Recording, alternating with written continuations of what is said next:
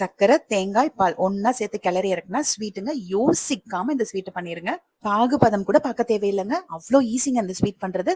செஞ்ச மயத்துல தீந்துரும். காலையில செஞ்சீங்கன்னா சாயங்காலம் தீந்துருங்க எங்க வீட்ல எல்லாம். பிகினர்ஸ் கூட யோசிக்காம ட்ரை பண்ணலாங்க. ஒரு அடிகனமான கடை எடுத்துக்கோங்க, இல்லைன்னா நான்ஸ்டிக் பேன் எடுத்துக்கோங்க. 3 டம்ளர் பாலுங்க. எந்த டம்ளர்ல நம்ம மெஷர்மெண்ட் யூஸ் பண்றோமோ அதே தான் த்ரூ அவுட் யூஸ் பண்ணணும். இது காய்ச்சின பால் ஆறி இருந்தாலும் சரி, சூடா இருந்தாலும் சரி யூஸ் பண்ணிக்கலாம். அதே டம்ளர்ல துருவின தேங்காய் 2 டம்ளர் சேர்க்கிறேங்க. 1 டம்ளர் சர்க்கரை, 3 பங்கு பால், 2 டம்ளர் தேங்காய் துருவல், 1 டம்ளர் சர்க்கரை. இதுக்கு பேரு 3-to-1 பர்ஃபி, இல்லைன்னா MSC ஸ்வீட்னு சொல்லுவோம். அதாவது மில்க் சுகர் கோகனட்.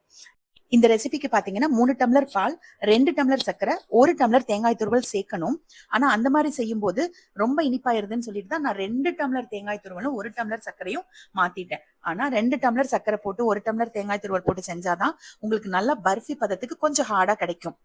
இது சர்க்கரை கம்மியா சேர்த்து பண்றதுனால நமக்கு கேக் மாதிரி தான் கிடைக்கும். சாஃப்டா இருக்கும் ரொம்ப. இப்ப எல்லாத்தையுமே ஒன்னா கலந்துட்டு நம்ம அடுப்பு ஆன் பண்ணிட்டு ஹை ஃபிளேம்லயே வச்சு கொதிக்க விட்டுட்டே இருக்கலாங்க. பக்கத்துல இருந்தீங்கன்னா ஹை ஃபிளேம்ல அப்பப்ப கலந்து விட்டு கொதிக்க விடலாம்.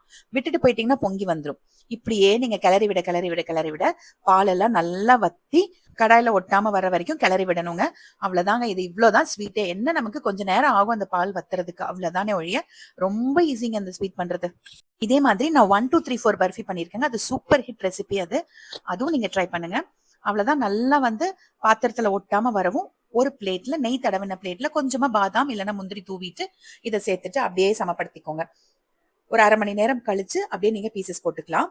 இது உங்களுக்கு பதம் மாறிடுச்சு, பதம் தப்பிடுச்சுன்னா கூட கவலையே பட வேண்டாம்.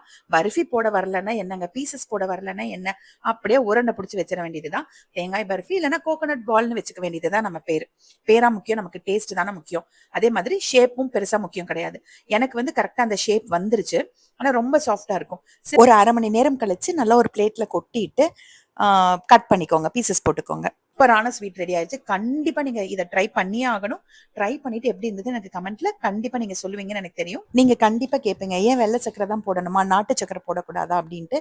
நாட்டு சக்கரை போட்டு நம்ம பாலோட கொதிக்க வைக்கும் போது சில நாட்டு சர்க்கரைகள் பாலை திரிய வச்சிருங்க, கெட்டு போயிரும் பால். அப்ப நல்லா இருக்காது. அதே மாதிரி பால் பவுடர் போட்டு பண்ணா ஓகேவான்னு கேட்பீங்க. பால் பவுடர் அது ஒரிஜினல் பாலா அப்படிங்கிறது எனக்கு தெரியாதுங்க. நான் யூஸ் பண்ணதும் கிடையாது.